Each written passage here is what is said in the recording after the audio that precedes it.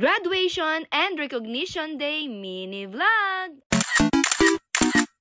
Andito na nga tayo sa venue at medyo maaga sila Mamshi, kaya ito nga si Ate Bri, inaayusan ko muna. Ay, ang bilis talaga ng panahon, no? Yung first baby ko, high school na ngayon. Yung dating binibaby ko, baby ko pa rin naman ngayon. At ayan na, start na ng graduation ceremony. At ayan na, magmamarch na nga kami.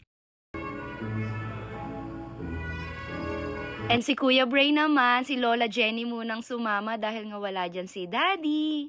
At dito na nga nagsimula ang graduation ceremony ng mga graduating students.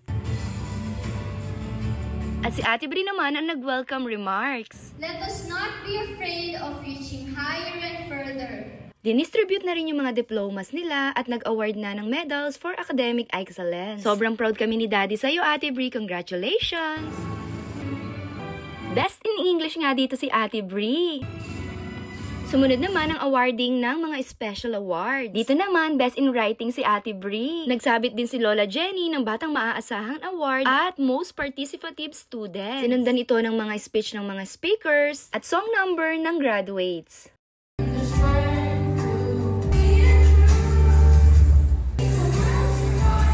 At sa awarding ng medals, dito naman si Ate Bri nakakuha ng with high honors.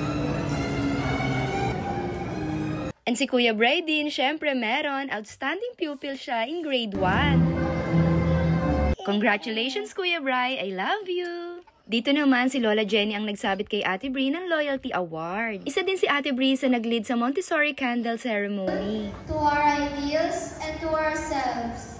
Nagbigay din sila ng song number para naman sa mga parents.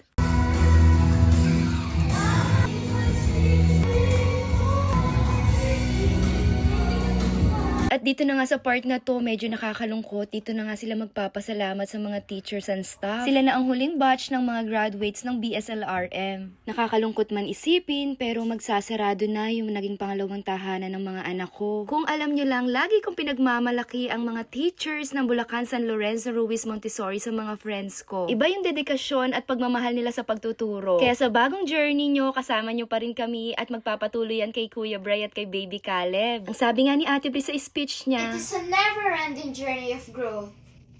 In the face of our fears, just like saying goodbyes, this is the time we move forward and be in a position where we can finally achieve success.